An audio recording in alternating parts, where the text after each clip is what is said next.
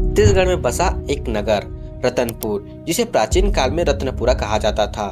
यह आज एक शांत शहर हो सकता है, लेकिन एक समय इनकी दीवारों से गूंजा करती थी एक साम्राज्य की दास्तान। जैसे ही हम इतिहास की गहराइयों में उतरते हैं, हमें मिलती है कलचुरी वंश की उदय। 11वीं सदी में कलिंग राज ने दक्षिण कौशल पर विजय प्राप्त कर तुम्मान को अपनी राजधानी बनाया। धीरे धीरे उनका वंश स्वतंत्र हो गया और पुत्र रत्नराज ने उस नया युग का आरंभ करते हुए रत्नपुरा नाम बनाया। रतनपुर केवल एक राजनीतिक केंद्र नहीं था, यह कला और स्थापत्य का मुकाम भी था। यहाँ के किले, ढेरों मंदिर, जलाशय और शिलालेख से उस युग की शान थे। समय ठहरता नहीं। 14वीं और 15वीं शताब्दी में कलचुरी वंश दो शाखाओं में विभाजित हो गया, रतनपुर और रायपुर।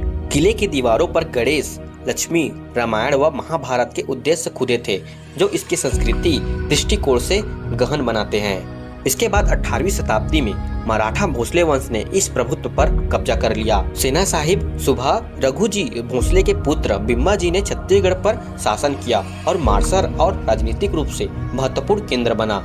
अंग्रेजों के सत्ते में आने के बाद रतनपुर मध्य प्रांत का हिस्सा बना, जिसे बिलासपुर से नियंत्रित किया गया। साल 1903 में इसे मध्य प्रदेश और बरार नाम मिला और इसका राजनीतिक स्वरूप बदल गया। लेकिन रतनपुर केवल ताकत का केंद्र नहीं, आध्यात्मिक के ध्यान का केंद्र भी था। महामाया मंदिर, जो 12-13वीं शताब्दी में निर्मित देवी दुर्गा को समर्पित है, रात दिन मां का आराधना यहाँ होती रहती है। 19वीं सदी में इतिहास के कवि विद्वान बाबू रेवाराम ने इस कहानी को फिर से उजागर किया। नवरात्रि के दौरान यहाँ ज्योति कलश भी प्रज्वलित होती है। उन्होंने रतनपुर का इतिहास लिखकर रतनपुर की गौशाली का गाथा को पन्ने में संयोजा। फिर भी इसकी दीवारें मंदिरों और खामोशी में गूंजती है। आज रतनपुर एक शांत ऐतिहासिक नगर है, एक अदम्य कहानी, एक ऐसी कहानी जो सत्ता, कला, धर्म और समय के साथ प्रवाहित होती रही है। यह सिर्फ एक शहर नहीं, छत्तीसगढ़ की आत्मा का एक अमिट अध्याय है।